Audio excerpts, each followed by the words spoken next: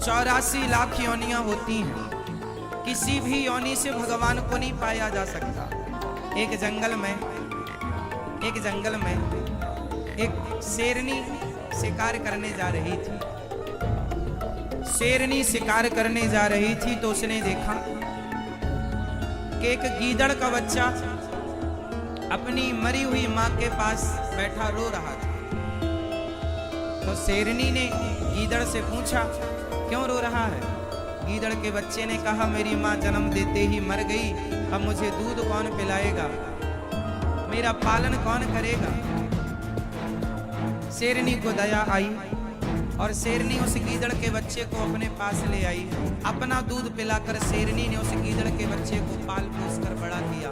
शेरनी का भी एक शावक था, एक बच्चा था। दोनों भाई की तरह बड़े हुए, एक ही माँ का दूध दोनों पिए। एक दिन शेर उस शेरनी की कुटिया में, शेरनी की गुफा में हाथी ने अटैक कर दिया। तो शेरनी ने अपने बेटे से कहा, उसका बेटा बड़ा हो गया था, शेर हो गया था। तो माँ ने बेटे से कहा, जाओ हाथी को जरा यहाँ से भगाओ।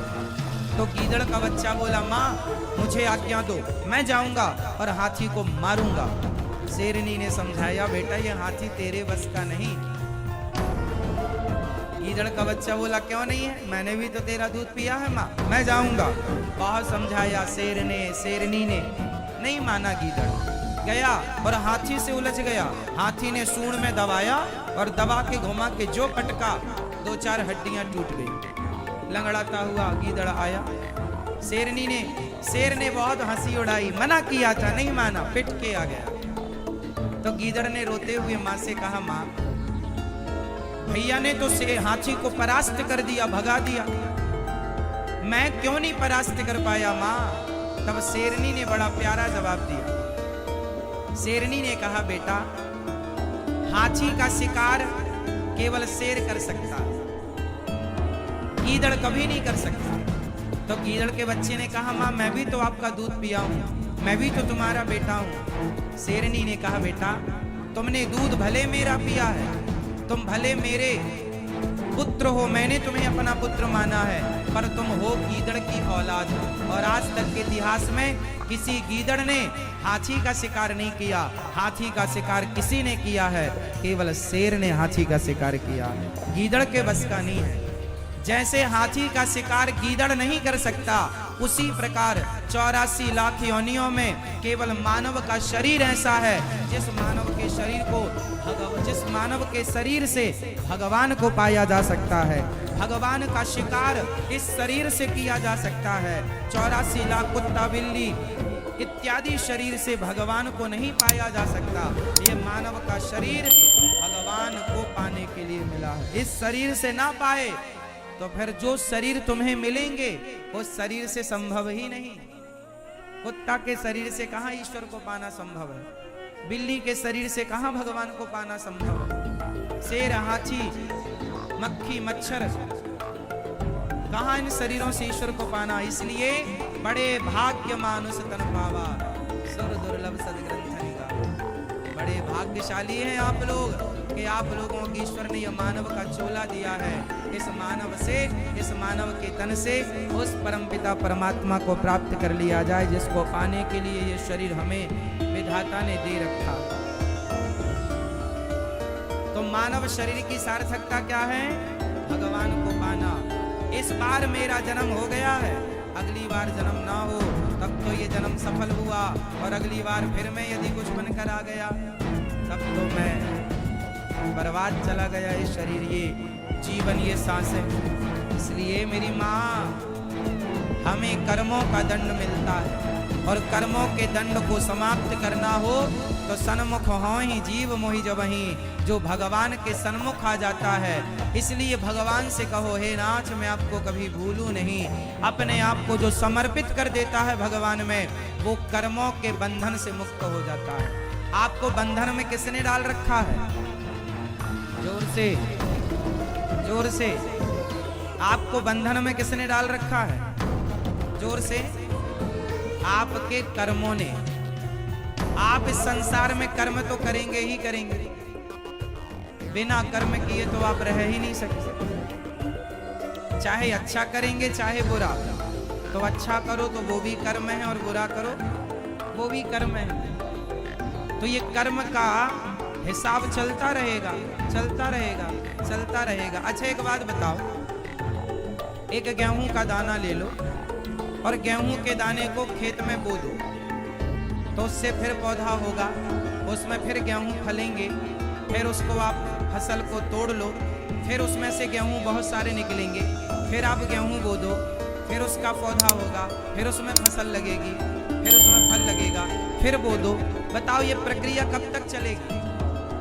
जोर से जोर से। गेहूं को बो दो, फिर पौधा होगा, फिर फसल लगेगी, फिर बो दो, फिर फसल लगेगी, फिर बो दो, फिर फसल लगेगी, फिर बो दो, फिर फल लगेगा। कब तक चलेगा ये? जोर से बोलो मेरी माँ, कब तक चलेगा? अनादि समय तक चलता जाएगा, करोड़ों जन्मों तक ये सिलसिला। जोर से, करोड़ों वर्षों तक ये सिलसिला। अच्छा इस सिलसिला को बीच में रोकना हो तो क्या करना पड़ेगा? गेहूं के दाने को आप जरा तवे में या कढ़ाई गरम करके, तवा गरम करके उस गरम तवे या गरम कढ़ाई में जरा गेहूं का दाना डाल दो, और जब गेहूं का दाना डालेंगे तो गेहूं का दाना हो जाएगा गरम, और गरम होने के बाद फिर आप उसे निकालो, और निकाल कर फिर आप उसे खेत में बो दो। बताओ फिर फसल होगी? क्यों नहीं होगी? क्योंकि आग में तपने के कारण उसकी जो अंकुरित शक्ति थी वह नष्ट हो गई। ऐसे तुम्हारे और हमारे अंदर भी कर्मों की अंकुरित शक्ति है।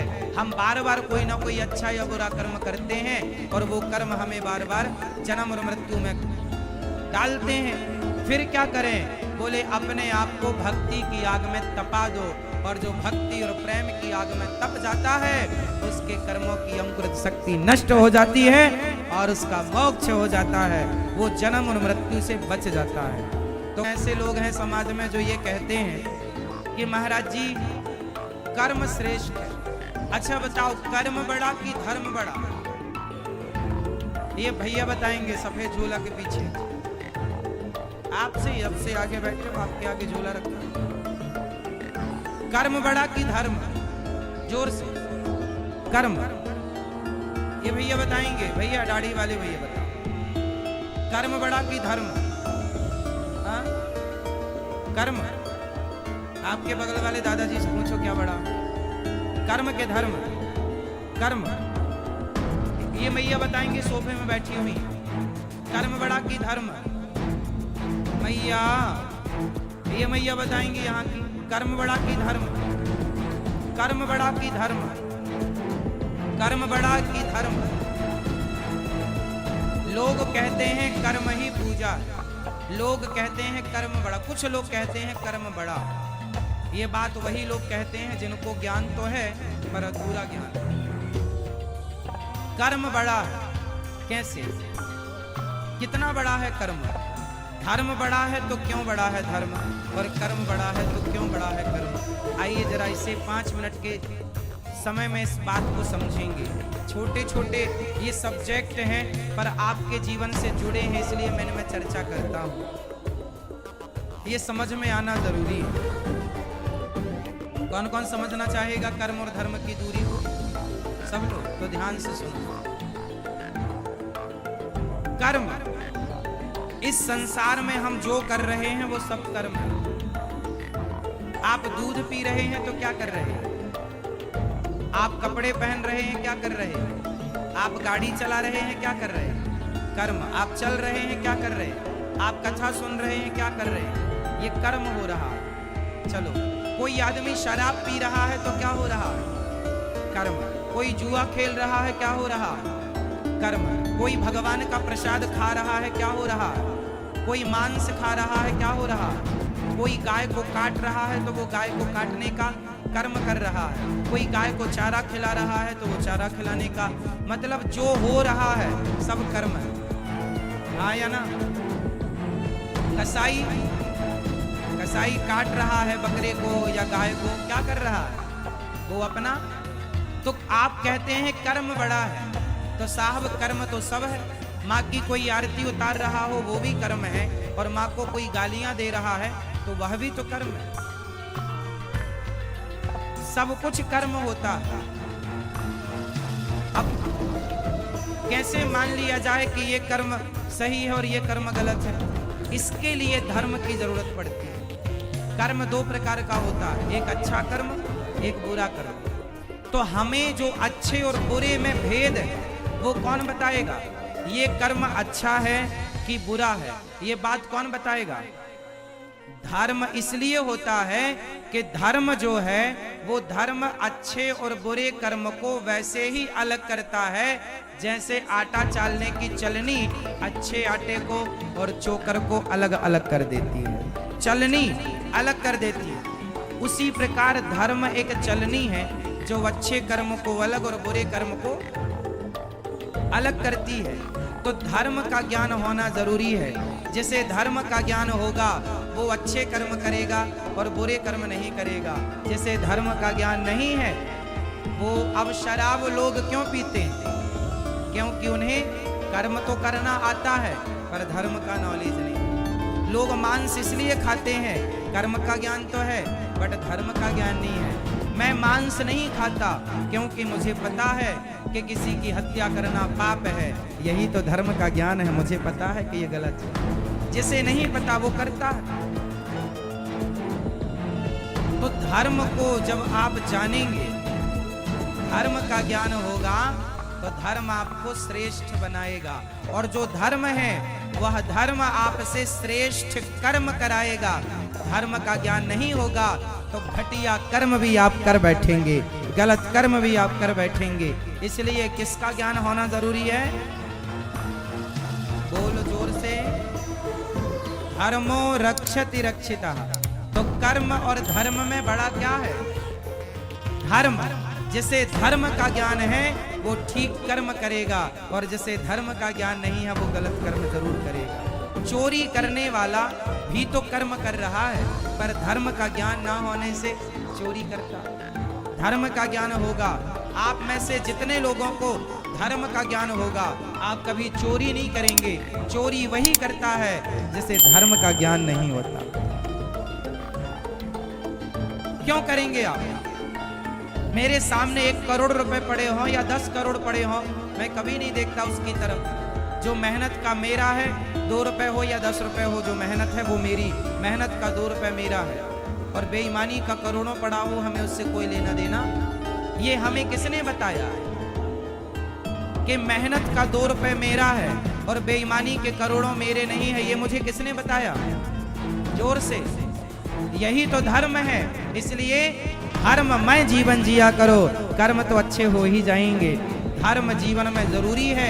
जिसके जीवन में धर्म की मात्रा ज्यादा है वो व्यक्ति सदा सुखी है। मेरा नाम महेश कदम है और मैं चिटागंज डी सेक्टर से हूँ। तो मेरे को ये सवाल पूछना है कि आज से 6 महीने पहले की बात है, मैं बहुत बीमार था और मैंने बहुत अपना इलाज कराया, लेकिन मेरे को कुछ फ़र्क नहीं पड़ा। तो मेरे को फ़र्क क्यों नहीं पड़ रहा करके ये बात को मैं बहुत सोच रहा था। तो मुझे मालूम पड़ा कि मैं जिस इलाके में रहता हूँ वो एरिया में गोश्त खाने के लिए मनाही है। तो थोड़े दिन के बाद मैं चिटागंज में आया। चिटागंज में आने के बाद में मैं जो बचपन से जो खाता था वही चीज़ को मैं रिप्ले किया और मेरी हालत सुधर गई। मेरा 16 किलो वज़न कम था जो बाद में लेवल में आ गया। तो बोलने का मतलब ये है कि ये जो मैं सवाल पूछ रहा हूँ आपको, ये सवाल मेरे लिए या गैर मुसलमान भाइयों के लिए नहीं है, स्पेशली मेरे औरत के लिए। ये इसके लिए क्योंकि इस वक्त वो आपको टीवी पे देख रही है। मैं तो आज इस्लाम कबूल करने वाला हूँ। तो मैं मेरी औरत को ये बताना चाहता हूँ कि आपका मैं एक बार पहले एक लेक्चर में सुना था कि इंसान का जो ये जो दांत होता है वो दांत की जो रचना की गई है वो गोश्त खाने के लिए भी है। और मेरे दोस्त लोग ने अभी बोला मेरे को कि 2 दिन पहले आपके लेक्चर में आपने बोला था इस्लाम हमको ये नहीं बोलता कि गोश्त ही खाओ, तो समझे आप। परसों के दिन में मेरे शायद बोले थे कि गोश्त महंगा हुआ है, आप सब्जी भी खा सकते हो। तो मेरे को ये बोलना है, मैं उससे छुप छुप के गोश्त खाता हूँ, जो मेरे को खाना ही है हर हाल में, क्योंकि वही मेरी बॉडी के साथ लेवल करता है। तो हाँ, क्योंकि मैं वैसा बचपन से मैं हूँ वैसा ही, लेकिन मेरी औरत हैंडीकैप्ट है मेरी औरत, और मैं उससे बहुत प्यार करता हूँ। और मैं चाहता हूँ कि वो भी इस्लाम धर्म ले, आपकी बात सुन के। अच्छा, दूसरी बात ये है कि उसको ये बोलिए आप कि आप इस्लाम धर्म कबूल कर रहे हो तो आपको गोश्त खाना कोई ज़रूरी नहीं। मैंने तो अभी तक कभी ज़बरदस्ती किया नहीं है और आगे भी करूँगा भी नहीं। तो मेरा सवाल ज़रा ज़्यादा तो नहीं हो रहा? समझ गया हूँ मैं भाई साहब, समझ गया हूँ। ज़्यादा है लेकिन समझ गया हूँ। मुझे आदत है लोग से सवाल सुनने की, और जितना कठिन सवाल उतना मुझे मज़ा आता है। बिल्कुल। भाई साहब ने कहा कि वो ऐसे इलाके में रहते थे ना गोश्त लोग नहीं खाते थे, गोश्त नहीं खाने की वजह से बीमार हो गए, फिर चीता का मैं गोश्त खाने की वजह से नहीं सर, एक्चुअली मैं दूसरी चीज़ की वजह से वीक हो गया था, लेकिन जो मेरी खुराक थी वो मेरे को नहीं मिल रही थी। हमें इंशाल्लाह जवाब को कंप्लीट करूँगा, फिर आपको मिल जाएंगे इंशाल्लाह। मैं आपका सवाल समझ चुका हूँ और सुन भी चुका हूँ, और मैं मेडिकल डॉक्टर भी हूँ। मैं इस्लाम और कंपैरेटिव रिलीजन के अलावा एक मेडिकल डॉक्टर भी हूँ। भाई साहब बीमार हो चुके थे और गोश्त नहीं खाने की वजह से फिर से रिकवरी नहीं मिल रही थी। जब सीता कैंप में आए तो गोश्त खाने लगे और रिकवर हो गए, और 16 किलो वजन भी बढ़ गया उनका। और उनको गोश्त खाने की आदत है बचपन से, क्योंकि गोश्त के अंदर मेडिकल साइंस आज ये कहती है कंप्लीट फूड है। जिस्म के अंदर अमाइनो एसिड की जरूरत लगती है 23 अमाइनो एसिड की, जिसमें से 8 अमाइनो एसिड जिस्म में खुद पैदा नहीं होते, उसे कहते हैं इसेंशियल अमाइनो एसिड। और ये खुराक में लेना, अपने खाने में लेना जरूरी है। कोई भी वेजिटेबल फूड में कंप्लीट प्रोटीन सारे 8 अमाइनो एसिड मौजूद ही नहीं है। अब जब फ्लेश खाते, गोश्त खाते, इसमें 8 अमाइनो एसिड मौजूद है, जो वेरी गुड प्रोटीन है। पूरे जवाब के लिए इंशाल्लाह कल मेरी तकरीर है, जिसमें मैं ये वादे तौर के ऊपर डिटेल में जवाब दूंगा। लेकिन आपका मेन सवाल था, आपका पहले सवाल का जवाब दूंगा और एक सवाल पूछना चाहते हैं आप? सवाल 1 2 बाद में कतार के पीछे, फिर आप वापिस आ सकते हैं। क्योंकि गैर मुस्लिम को मैं इजाजत है 1 के बदले 2, 2 के बदले 3, अभी 3 के बदले 4, तो बाकी लोग बोलेंगे नाइंसाफी है। वो मुस्लिम को ब्रेन हेमरेज हो गया था कल, बोला मुझे मौका नहीं दे रहे। वो हमारे आगे ही थे, आपके आगे था। देखो आपको मौका मिला, उनको नहीं मिला। ब्रेन हेमरेज तो न्यूरो सर्जन को बुलाने पड़ेगा। जैसे मैं कह रहा था कि आप इस्लाम से इंशाल्लाह प्रसन्न हैं और आप कबूल करना चाहते, आप साथ साथ ये कहना चाहते आपके बीवी से कि नॉनवेज खाना, गोश्त खाना गलत नहीं। इंशाल्लाह आपकी बीवी से कहिए कि कल मेरा प्रोग्राम अभी लाइव टेलीकास्ट देख रही है, कल भी ये वक्त देखिए 6:15 से लेके 10 बजे तक के, इंशाल्लाह जवाब आपको मिलेगा। लेकिन ये कहना चाहता हूँ कि गोश्त खाना मुसलमान के लिए फ़र्ज नहीं है। किधर भी नहीं लिखा है कुरान या हदीस में क्या मुसलमान को गोश्त खाना फ़र्ज है।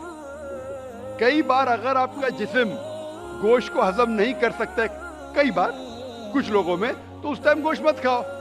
आम तौर पे इंसान हजम कर सकता है। अगर आपको कुछ बीमारी है जिससे गोश्त की वजह से आपको तकलीफ होती है तो मत खाओ, खाना फर्ज नहीं है। लेकिन अक्सर आम इंसानों के लिए खाना अच्छी बात है। जो चीज हर इंसान के लिए गलत है, नुकसानदार है, वो हराम है। मिसाल के तौर पे शराब अक्सर इंसानों के लिए नुकसानदार है, गोश्त ऐसा नहीं है। लेकिन आपकी बीवी को अगर गोश्त पसंद नहीं है और उसे गोश्त का टेस्ट पसंद नहीं है या अच्छा नहीं लगता, वो बिल्कुल फिर भी अच्छी मुसलमान रह सकती है अगर मानती है कि खुदा एक है और बुत परस्ती नहीं करती है। मेरी औरत ये समझती है कि अगर मैं मुसलमान बनता हूँ तो मैं कंपलसरी गोश्त खाऊंगा और उसको भी खिलाऊंगा। तो वो आप अपने तरीके से बताओगे तो थोड़ा फर्क पड़ेगा। भाई को डर है क्या उसकी बीवी समझती है कि अगर ये भाई मुसलमान बन गए तो उसके लिए कंपलसरी और बीवी को खिलाना भी कंपलसरी, उसके लिए भी कंपलसरी नहीं और बीवी को खिलाना कंपलसरी बिल्कुल नहीं है। और एक बात कहूंगा मैं, भाई साहब आप ये कह सकते हैं कि मैं मुस्लिम बनूंगा, आप भी मुस्लिम बनेंगे तो मैं गोश्त खाना छोड़ दूंगा। अगर आपकी बीवी इस्लाम कबूल करने को राजी है आपके गोश्त नहीं खाने की वजह से, तो मैं आपसे इल्तिजा करूंगा, दरख्वास्त करूंगा कि गोश्त खाना छोड़ दो इस्लाम कबूल करने के बाद। आपकी बीवी अगर इस्लाम कबूल करती है तो दोनों को निजात मिलेंगी। ये होता है सैक्रिफाइस करना बीवी के लिए। बिल्कुल ऐसा ही करूँगा। जैसे कहा था कि एक सजदा जिसे तू समझता था गिरा है, एक सिजदा जिसे तू समझता था गिरा है, हजारों सिजदे से देता है आदमी को नजात। मतलब जिससे डर है आपके बीवी को कि वो इस्लाम कबूल करेंगे, कबूल कर लेंगी तो इंशाअल्लाह बाकी परेशानी से उसे निजात मिलेंगी। मैं आपसे पूछना चाहता हूँ भाई साहब, आप इस्लाम कबूल करना चाहते हैं? बिल्कुल करना चाहता आप मानते हैं कि खुदा एक है? हूँ। बिल्कुल एक। आप मानते हैं कि बुत परस्ती गलत है? बिल्कुल गलत। आप मानते हैं मोहम्मद सल्लल्लाहु अलैहि वसल्लम आखिरी पैगंबर है? हाँ, आखिरी पैगंबर। आपको कोई भी जबरदस्ती करे इस्लाम कबूल करने के लिए? बिल्कुल नहीं। कोई भी दबाव? बिल्कुल नहीं। आप दिल से करना चाहते हैं? दिल से, अपने होशो आवाज में? होशो आवाज। कोई भी जबरदस्ती नहीं कर रहा है? नहीं। इंशाल्लाह मैं अरबी में कहूँगा, आप उसे दोहराइए। अशहदु अशहदु अल्लाह अल्लाह इलाहा इलाहा इल्लल्लाह इल्लल्लाह व अशहदु व अशहदु अन्ना अन्ना मुहम्मदन मुहम्मदन अब्दुहु अब्दुहु व रसूलुहु। व रसूलुहु। मैं शहादत देता हूँ मैं शहादत देता हूँ कि अल्लाह के अलावा कोई माबूद नहीं कोई माबूद नहीं और मोहम्मद सल्लल्लाहु अलैहि वसल्लम उसके उसके पैगंबर और बंदे हैं। बंदे हैं। माशाअल्लाह आप मुसलमान बन चुके और मैं सर, दुआ करता हूँ कि अल्लाह आपकी परेशानी दूर करे और दुआ करता हूँ सर, कि आपकी बीवी को भी हिदायत दे। हाँ सर।